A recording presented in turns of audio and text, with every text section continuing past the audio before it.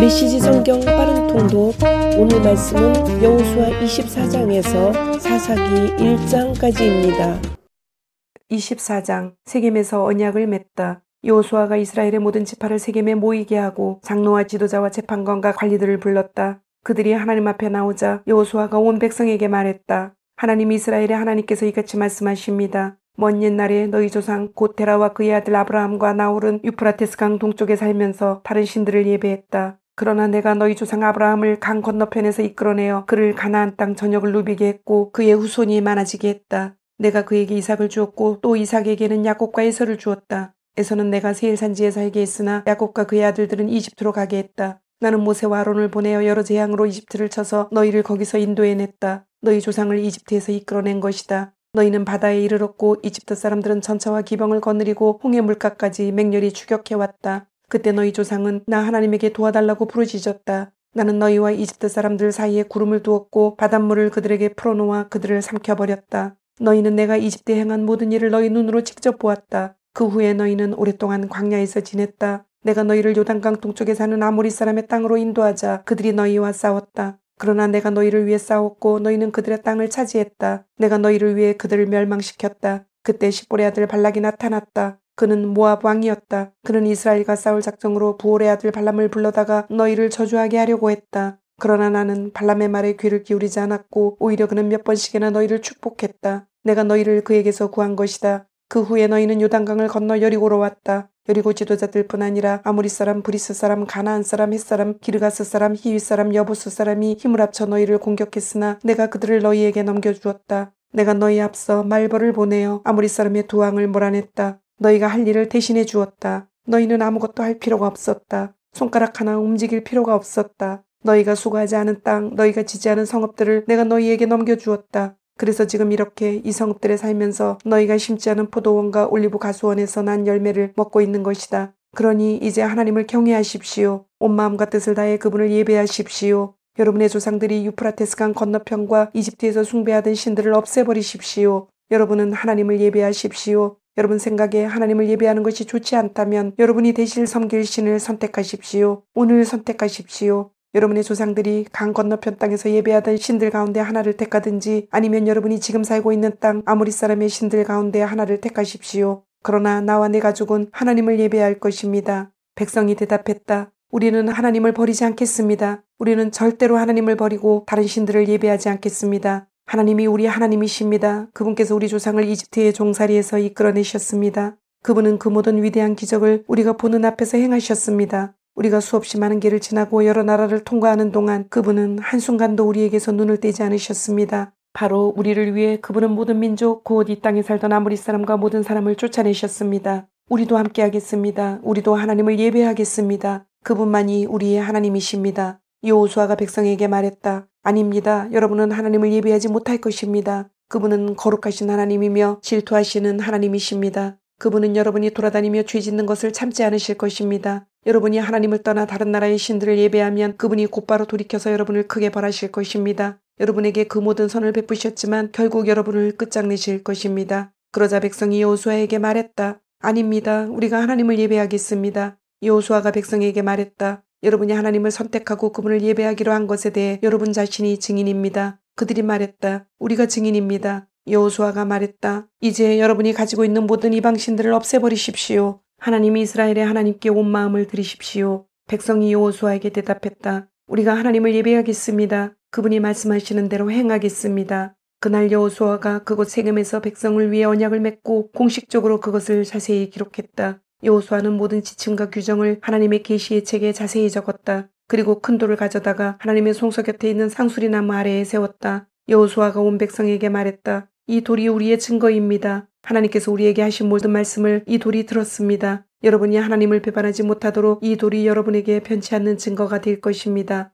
그 후에 여호수아는 백성을 각자 유산으로 받은 땅으로 돌려보냈다. 이 모든 일이 있은 후에 하나님의 종 눈의 아들 여호수아가 110세의 나이로 죽었다. 사람들은 그가 유산으로 받은 땅인 가하스 산 북쪽 에브라임 산지의 딥낫세라에 그를 묻었다. 하나님께서 이스라엘을 위해 행하신 모든 일을 직접 겪은 여호수아와 그보다 나중까지 산 장로들이 살아있는 동안에 이스라엘은 하나님을 섬겼다. 이스라엘 백성은 이집트에서 가지고 나온 요셉의 유고를 세겜 곧 야곱이 세겜의 아버지인 하몰의 아들들에게서 산 땅에 묻었다. 야곱이 은하 100개를 주고 산 그 땅은 요셉 가문의 유산이 되었다. 아론의 아들 엘르아살도 죽었다. 사람들은 그를 그의 아들 비느하스가 유산으로 받은 에브라임 산지의 기브아에 묻었다. 아멘, 아멘.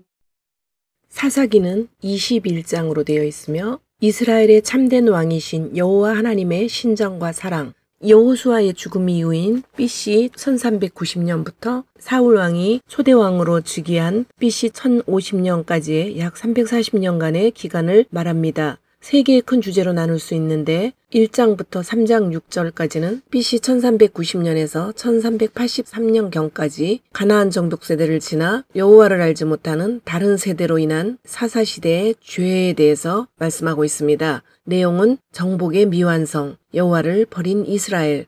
두 번째 주제는 3장 7절에서 16장까지로 그럼에도 불구하고 사사들을 통한 하나님의 신정입니다. 이스라엘의 반복된 죄와 하나님의 사랑, BC 1383년에서 1054년경까지입니다. 전반기 5사사 옷의 삼득이, 그리고 기드온의 아들 아비멜렉의 반역, 후반기 7사사 돌야 이빕 엘압 3.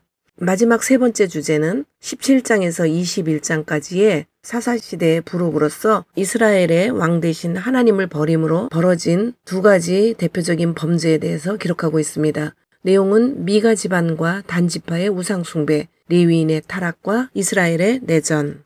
사사기 서론, 섹스와 폭력, 강간과 학살, 잔인 무도와 권모술수, 하나같이 구원 이야기를 전개하는 데 적합한 소재로 보이지 않는다. 하나님과 구원, 진정한 삶과 사랑 같은 성경의 중심 주제를 염두에 두고 성경을 펴는 독자들은 응당 성경에서 우리 모두에게 모범이 될 만한 선하고 고귀하며 존경스러운 지도자들의 모습을 보게 되기를 기대한다. 그렇기에 사사기의 각 장마다 홍수처럼 쏟아져 나오는 적나라한 폭력 행위들은 가히 충격적이지 않을 수 없다. 이스라엘 백성이 하나님 보시기에 악을 행했다는 문장이 여러 장에 걸쳐 반복해서 나온다. 사사기가 그 흠 많고 불량한 지도자들을 부정적인 본보기로 제시하고 그런 형편없는 삶에 따르는 섬뜩한 벌을 지옥불 운운하며 묘사하는 이야기였다면 그다지 우리 비위에 거슬리지 않았을 것이다. 그런데 이 이야기는 전혀 그런 식이 아니다. 화자는 심드렁한 어조로 이야기를 펼쳐가는데 마치 하나님께서 이런 식으로 말씀하시는 것 같다. 좋다. 그게 너희가 내놓을 수 있는 최선이라면 나는 그런 너희의 모습을 있는 그대로 사용해 내 구원 이야기를 전개시켜 가겠다.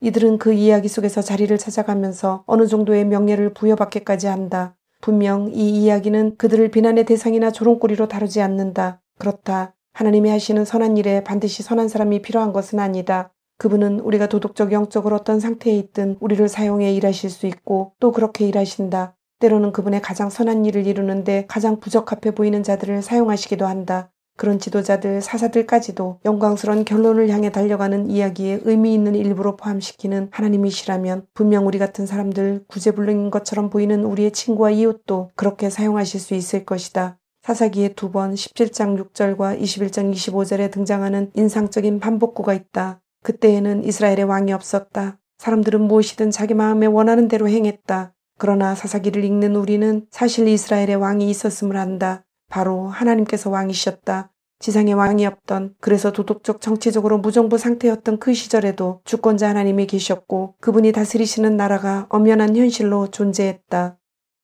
사사기 개요. 이스라엘의 참된 왕이신 여호와 하나님의 신정과 사랑. 히브리어 성경은 사사들 재판관이라는 의미의 쇼페팀을 책 제목으로 사용하였다. 쇼페팀이란 단어는 정의를 지키고 분쟁을 해결한다는 의미뿐 아니라 해방하다, 구원하다의 의미도 가진다. 사사기는 여호수아의 죽음부터 왕정시대 전까지 이방민족의 압제로부터 이스라엘을 구원하고 다스릴 뿐 아니라 분쟁을 재판하는 사법 및 행정도 수행하였던 사사들의 활동을 기록하고 있기 때문이다. 헬라어 성경도 히브리어 성경을 따라 재판관이라는 뜻의 크리타이로 명령하며 영어 성경은 저지스라고 한다. 사사기의 기록자는 누구인지 분명하지 않지만 사무엘이거나 아니면 그와 같은 시기에 활동했던 익명의 선지자가 기록했을 것으로 본다. 기록 배경. 사사기는 여호수아의 죽음으로부터 시작해서 삼손이 죽을 때까지 약 350년간의 이스라엘의 역사를 다루고 있다. 일반적으로 사사시대에는 그때에는 이스라엘의 왕이 없었으므로 사람마다 자기 소견에 옳은 대로 행하는 암흑기로 평가된다. 이스라엘 백성들로부터 레위인, 제사장, 사사, 나시린에 이르기까지 이스라엘의 죄가 만연했다. 이들은 하나님을 버리고 우상을 섬기며 하나님의 신정을 부인하고 스스로 지도자가 되기를 원했다.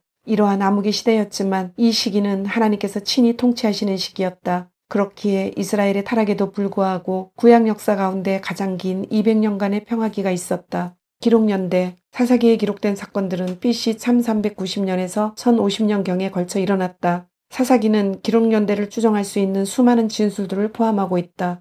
18장 31절에 언약궤가 실로로 옮겨진 후에 기록되었다고 나와 있다. 둘째, 사사기에 그때에는 이스라엘의 왕이 없었으므로라는 기록이 4번이나 반복되고 있다. 사사기가 왕정시대가 시작된 후에 기록되었음을 보여주는 반복구이다. 셋째, 여부수 족속이 오늘까지 예루살렘에 거주하고 있었다는 1장 21절의 기록이 있다. 여부수 족속은 후에 다윗에 의해 추방되었고 여부수 족속이 거주하던 예루살렘은 이스라엘의 도읍이 되었다. 따라서 사사기는 다윗이 여부수 족속을 몰아내고 예루살렘을 다스렸던 BC 1004년 이전에 기록된 것으로 추측된다. 사무엘하 5장 5절에서 9절 참조. 기록 목적. 사사기는 암흑기와 평화기의 대조를 통해서 이스라엘 백성의 죄와 하나님의 사랑을 대조적으로 보여준다. 사사기는 크게 여호와를 알지 못함으로 일어난 죄악, 이스라엘의 죄와 하나님의 사랑, 왕이 없음으로 일어난 죄악의 구조가 성립된다. 처음과 끝에 이스라엘의 죄악의 원인을 밝히고 중간에 하나님의 신정을 통해 이스라엘의 반복적인 죄에도 불구하고 구원과 용서를 베푸시는 하나님의 사랑을 보여준다.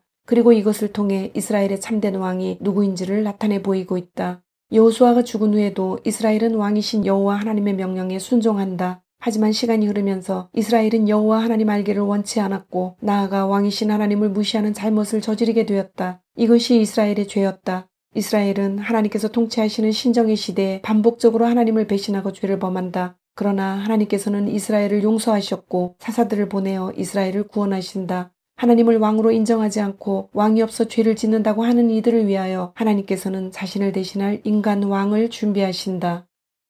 사사기 1장. 여호수아가 죽은 후에 이스라엘 백성이 하나님께 여쭈었다. 어느 지파가 앞장서 올라가서 가나안 사람과 싸워야 하겠습니까? 하나님께서 말씀하셨다. 유다 지파가 올라가거라. 내가 그 땅을 그들의 손에 넘겨주었다. 유다 지파 사람들이 형제인 시므온 지파 사람들에게 제안했다. 우리와 함께 우리 땅에 올라가서 가나안 사람과 싸우자. 그러면 우리도 너희와 함께 너희 땅에 가겠다. 그리하여 시므온 지파가 유다 지파와 함께 갔다. 유다 지파가 올라가자 하나님께서 가나안 사람과 브리스 사람을 그들의 손에 넘겨주셨다. 그들은 베색에서 10개의 부대를 물리쳤다. 그곳 베색에서 그들은 아도니 나의 주 베색을 쫓아가 그와 싸웠다. 그리고 가나안 사람과 브리스 사람을 쳐부수었다. 그들이 도망치는 아도니 베색을 뒤쫓아가서 사로잡아 그의 엄지손가락과 엄지발가락을 잘라버렸다. 아도니 베색은 내가 전에 70명의 왕들의 엄지손가락과 엄지발가락을 자르고 나서 내 식탁 밑을 기어다니며 부스러기를 주워 먹게 했는데 내가 그들에게 한 대로 하나님께서 내게 갚으시는구나 하고 말했다. 유다 지파 사람들이 그를 예루살렘으로 끌고 가니 그가 거기서 죽었다. 유다 백성이 예루살렘을 공격해 함락시키고 칼로 그 성을 정복하고 불살랐다. 그 후에 그들은 산지와 네겝 작은 언덕으로 내려가서 거기 살고 있는 가나안 사람과 싸웠다.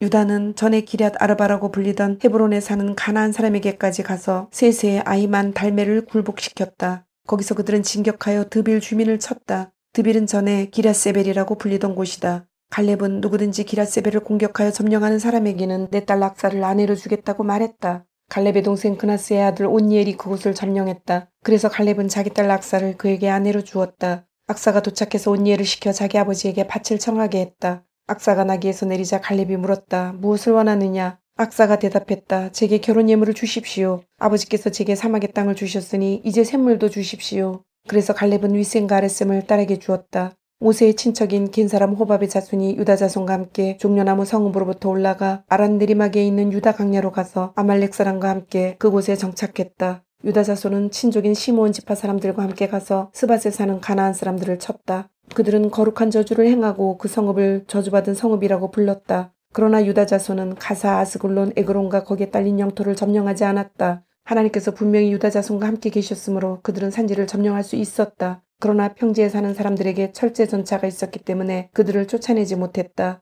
유다 자손은 모세가 지시한 대로 갈렙에게 헤브론을 주었다. 갈렙은 안악의 세 아들을 쫓아냈다. 그러나 베냐민 자손은 예루살렘에서 사는 여부스 사람을 쫓아내지 못했다. 베냐민 자손과 여부스 사람은 오늘까지 예루살렘에서 어깨를 맞대고 살고 있다. 요셉의 집안 역시 베델을 치러 올라갔다. 하나님께서 그들과 함께 하셨다. 요셉 집안이 정탐꾼들을 보내어 그것을 정탐하게 했다. 베델은 누스라는 이름으로 알려져 있었다. 정탐꾼들이 때마침 그 성읍에서 나오는 사람을 보고 말했다. 성읍으로 들어가는 길을 우리에게 일러주시오. 우리가 당신을 선대하겠소. 그 사람은 정탐꾼들에게 들어가는 길을 일러주었다. 정탐꾼들은 그 사람과 그의 일가족만 빼고 성읍 안에 있는 모든 사람을 죽였다. 그 사람은 햇사람의 땅으로 가서 그것에 성읍을 세웠다. 그는 그곳을 루스라고 불렀는데 오늘까지 그 이름으로 남아있다. 그러나 므낫세 지파는 벳산, 다아낙, 도루, 이블로암, 무깃도와 거기에 딸린 영토에 사는 주민을 끝내 쫓아내지 않았다. 가나안 사람이 완강히 버티며 꿈쩍도 하지 않았다. 이스라엘이 더 강해졌을 때에도 가나안 사람에게 강제 노역을 시켰을 뿐 그들을 몰아내지는 않았다.